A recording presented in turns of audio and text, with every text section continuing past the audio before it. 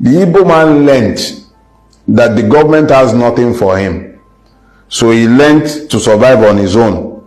You will rarely ever find an Igbo man applying to the civil service or looking for salary job. So the average one, even the ones I went to university with, they will go and attach themselves to somebody in the market. They will learn a trade. So they learned to do without government. They learned to discount the government completely. Which means that the Igbo man is better equipped than any other Nigerian to cope with our current circumstances, where the government has become completely useless. The Igbo man was already prepared for the uselessness of the government.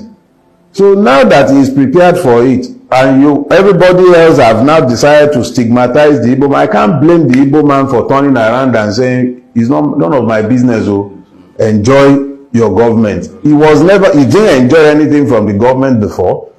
So for somebody, and I'm talking about the average Igbo man who is like me and you. I'm not talking about the Ojius or Kalus of this world or the Okorochas of this world who have always fed on the grievances of Ndi Igbo and made money by appeasement of government and then presuming to speak on behalf of. I'm not speaking to those ones. I'm speaking for the average man on the street